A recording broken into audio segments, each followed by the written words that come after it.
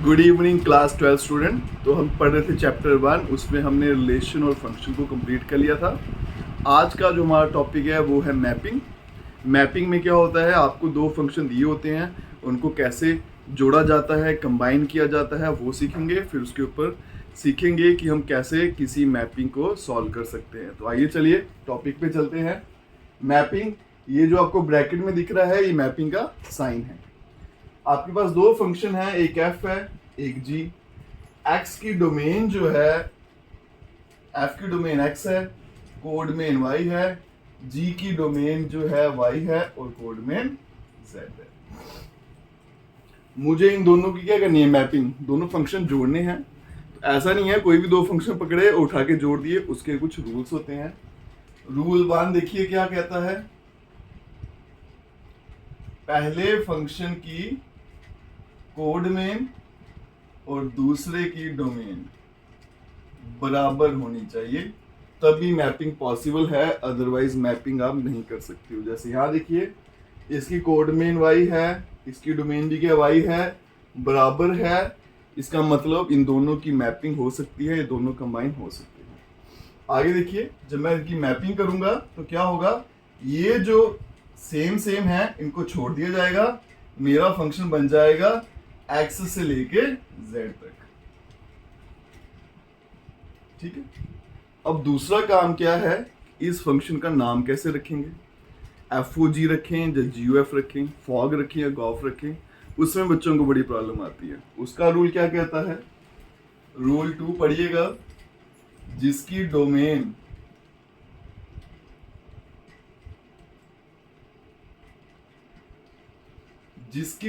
Use करेंगे, जिस function की डोमेन यूज होगी उसका नाम पहले लिखा जाएगा। अब यहां देखिए, डोमेन क्या है, एक्स। एक्स किसकी डोमेन थी, एफ की, तो पहले यहां पे एफ लिखा जाएगा, फिर मैपिंग, फिर जी। ये रहेगा आपका मैपिंग का नाम, जी मैपिंग एफ। याद रखिएगा, दो कंडीशन चेक करनी है। सबसे पहले देखना है कि मैपिंग पॉसिबल भी है या नहीं है। उसके लिए क्या करना है, पहले की कोड में दूसरे की डोमेन बराबर होनी चाहिए। बिल्कुल बराबर है, अगर बराबर है तो फिर मेरा फंक्शन बन जाएगा एक्स से लेके जेड तक। अब इसका नाम कैसे रखेंगे, यहाँ की डोमेन देखिएगा क्या है, ये इसकी डोमेन है, ये कोड में, ये डोमेन देखिए क्या है, एक्स। आपने चेक करना है कि एक्स किसकी डोमेन थी, एफ की डोमेन है, तो पहले एफ लिखना है, अगर जी होगा तो पहले जी लिखना है। आगे देखिए, मैपिंग को सॉल्व कैसे किया जाता है, हाउ टू सॉल्व मैपिंग।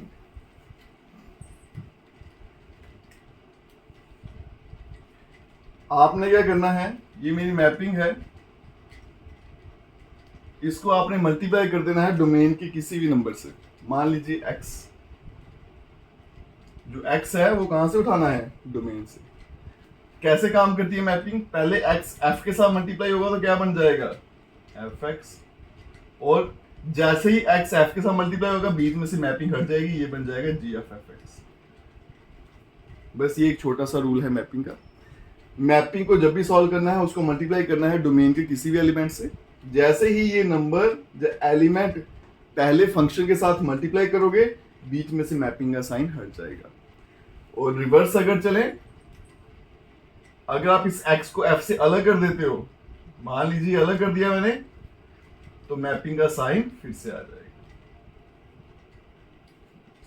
ये छोटा सा रूल है मैपिंग को सॉल्व करने का। अब इसके बेस जितनी भी एग्जाम्पल है बुक में, उन पे चलते हैं। चलिए बच्चों, अब कुछ एग्जाम्पल्स जो हैं आपकी बुक में दे रखी हैं, उनको सॉल्व कर लेते हैं मैपिंग पे। जैसे एग्जाम्पल नंबर 15 है, एफ फंक्शन दे रखा है, जी फंक्शन भी दे रखा है, और डिफाइंड कैसे ही है, f2 का आंसर 3 है, f3 का 4 है, f4 का 5 है। उसके अलावा g3 और g4 इनका आंसर 7 है, g5 और g9 का 11 है। फाइंड क्या करना है, g सर्कल f। तो पहले रूल फॉलो करेंगे, देखेंगे इनकी मैपिंग पॉसिबल भी है या नहीं। तो पहले की कोड में 3 4 5 9 और दूसरे की डोमेन बराबर है। अगर बराबर है तो इसका मतलब इनकी मैपिंग पॉसिबल है। तो जब मैपिंग होगी तो मेरा फंक्शन क्या बन जाएगा, ये 2 3 4 5, यहां से लेके 7 11 15 तक। और इसका नाम कैसे दिया जाएगा, डोमेन क्या है 2 3 4 5, किसकी डोमेन थी, एफ की, तो बन जाएगा एफ सर्कल जी। जो भी रूल पड़ा था बिल्कुल उसके मुताबिक ही है, कुछ अलग नहीं किया हमने। अब मुझे क्या फाइंड करना है, जी सर्कल एफ। तो हम क्या करेंगे, जी सर्कल एफ का मतलब हमने देखना है कि 2 किसके साथ कनेक्टेड है, 3 किसके साथ, 4 का पेयर किसके साथ और 5 का किसके साथ। पहला नंबर है 2, पहले इसको 2 से मल्टीप्लाई करेंगे तो रूल फॉलो करेंगे, जब ये 2 एफ के साथ होगा तो क्या बनेगा F2 और बीच में से मैपिंग जो है वो हट जाएगी। ये बन गया F2। यहाँ देखिए F2 का आंसर कितना है 3, तो बन जाएगा G3। और यहाँ देखिए G3 और G4 दोनों का आंसर कितना है 7। ठीक है, नेक्स्ट जी सर्कल एफ किसके साथ मल्टीप्लाई होगा 3 के साथ, तो बन जाएगा जी एफ ऑफ 3। और F3 का आंसर देखिए कितना है 4, तो बन गया G4। और G4 का आंसर भी कितना था 7। नेक्स्ट आ गया जी सर्कल F और साथ में आ गया 4, बन जाएगा G ऑफ F4। और F4 जो है उसका आंसर अगर आप देखो कितना है, F4 F5 का कितना है 5 ही है, बन जाएगा G5 और G5 का आंसर है 11। नेक्स्ट आ जाइए जी सर्कल F 5 है, बन जाएगा G ऑफ F5। F5 का आंसर अगर आप देखो तो कितना है बेटा 5, बन गया G5 और G5 का आंसर कितना है 11। ठीक है, तो अगर मैं जी सर्कल एफ आपको बना के दिखाऊं, उसके अंदर कौन कौन से पेयर बन रहे हैं, 2 का 7 के साथ, 2, 7, 3 का 7 के साथ, 3, 7, 4 का 11 के साथ और 5 का भी 11 के साथ। ठीक है, और ये मेरा आंसर है जी सर्कल एफ का। ठीक है, नेक्स्ट चलिए, नेक्स्ट पूछता है GOF, गॉफ और FOG फॉग आपको फाइंड करना है। फंक्शन दे रखा है R2R, G भी R2R है, डिफाइंड कैसे किया है वो भी दे रखा है, बताना है गॉफ और फॉग आपस में इक्वल नहीं है। तो पहले देखिए मैपिंग पॉसिबल भी है नहीं, इसकी कोडमेन इसकी डोमेन आप देखते हो बराबर आ रही है, तो इसका मतलब मैपिंग जो है वो पॉसिबल है। सबसे पहले जी सर्कल फाइंड करते हैं। ठीक है, इसको करेंगे मल्टीप्लाई x से, तो क्या बनेगा जी ऑफ एफ एक्स का आंसर क्या आ गया cos x, तो बन गया जी ऑफ cos x। इसको gx मान लेंगे तो gx का आंसर क्या था 3x स्क्वायर, तो इसका आंसर आएगा 3 cos स्क्वायर x। बस कुछ नहीं करना आपने, gx में x के बदले में cos x लिख देना। ठीक है, और यहाँ लिख देना कि आपका जो x है वो कहाँ का है R में, और R जो है वो क्या है डोमेन है F। नेक्स्ट चलते हैं, आपका क्या फाइंड करना था FOG फॉग। ठीक है, इसको भी मल्टीप्लाई कर लेते हैं x से, और यहाँ पे लिख लेना है मेरा जो x है वो कहाँ का एलिमेंट है, बिलोंग्स टू R, और R जो है डोमेन है G। ये क्या बन जाएगा f ऑफ gx, और gx का आंसर कितना है 3x स्क्वायर, बन गया fx। अब fx का आंसर लिखना है कितना है cos x, तो बन जाएगा cos, अब x के बदले में ये सारा लिखना है तो क्या बन जाएगा 3x का स्क्वायर। बड़ा आसान काम है बेटा। ये देखिए fx है, ये f ऑफ 3x स्क्वायर है, बस यहाँ पे x के बदले में आपने ये वाला नंबर उठा के लिख देना होता है।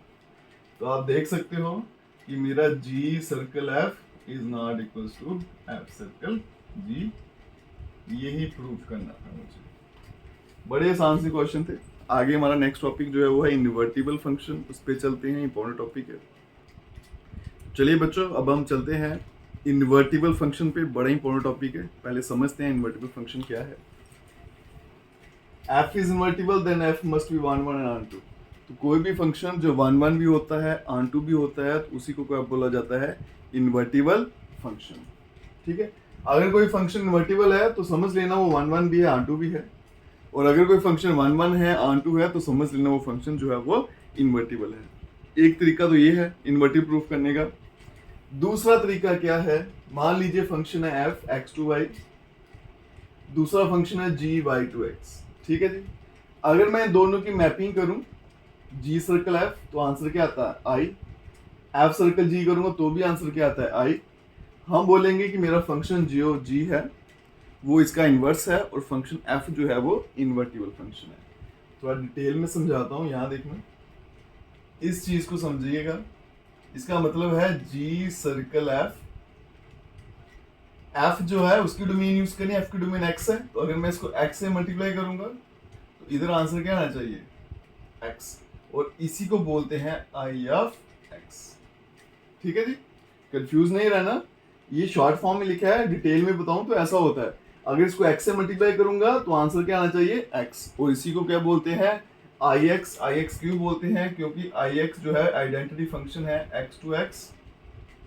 ये क्या करता है, अगर इसको x से मल्टीप्लाई करो तो आंसर क्या आएगा x। आइडेंटिटी का मतलब क्या है, जिससे मल्टीप्लाई करोगे आंसर वही आएगा। तो यहाँ देखो आई एक्स का आंसर x है, तो मतलब x के बदले में आप आई एक्स लिख सकते हो, तो वही किया गया, x के बदले में आई एक्स लिखा गया।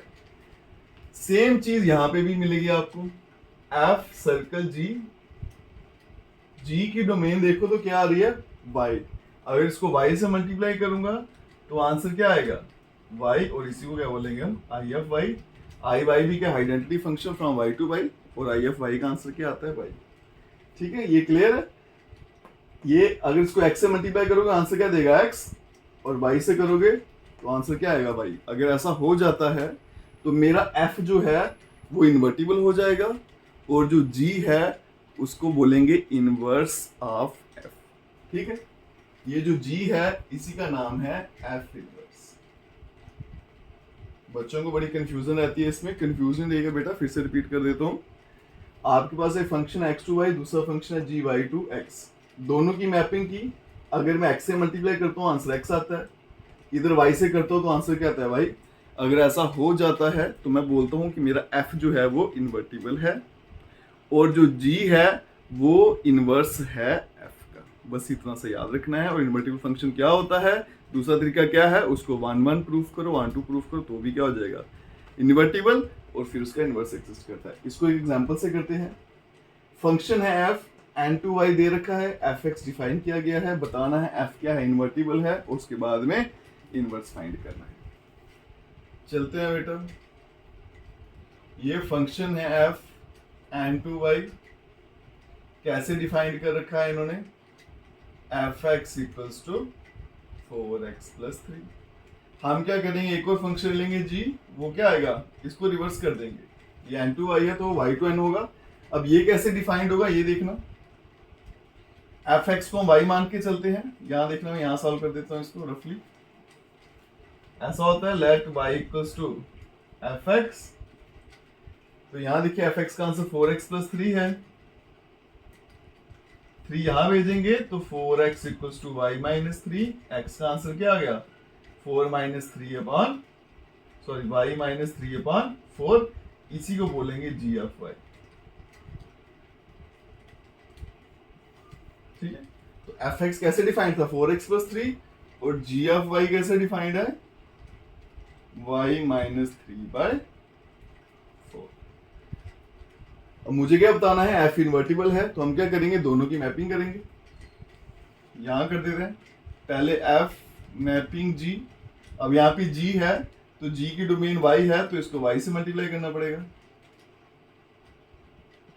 बन जाएगा f ऑफ gy। अब gy की वैल्यू क्या है y माइनस 3 बाई 4, अब बन गया fx, और fx का आंसर क्या है 4x प्लस 3। आपने कुछ नहीं करना है, बस जहां पे x दिख रहा है वहां पे ये वाली वैल्यू उठा के लिख देनी है। तो क्या बन जाएगा 4, x के बदले में आएगा y माइनस 3 बाय 4, आगे था प्लस 3, 4 4 कट गया, y माइनस 3 प्लस 3, आंसर कितना आ गया y। अगर आप ध्यान से देखो f circle g into y, answer क्या आ गया y, इसी को बोलते हैं आई ऑफ y। ठीक है, नेक्स्ट करेंगे g सर्कल f। अब ये f है, f की डोमेन क्या थी यहाँ पे n, और एलिमेंट क्या था x।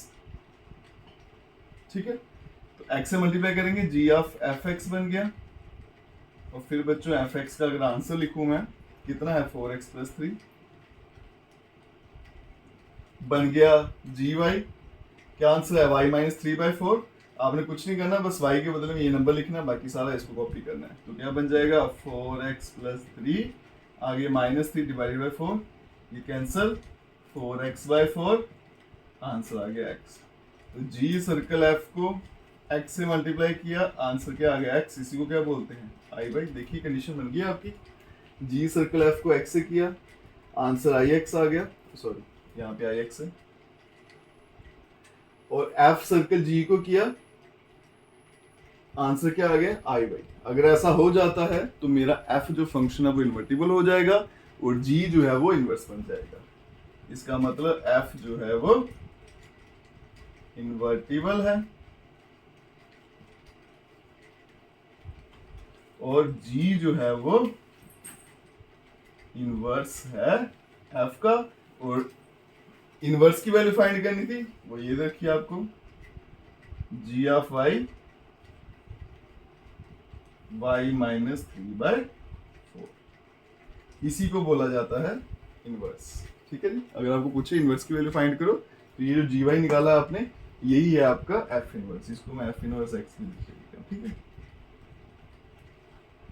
इसके साथ हमें जितना भी पूछा गया था इन्वर्टिबल फंक्शन के बारे में, वो आपको मैंने समझा भी दिया। उस पर जो एग्जाम्पल थे वही सॉल्व कर दिया। बाकी रह गई है मिसलिनियस।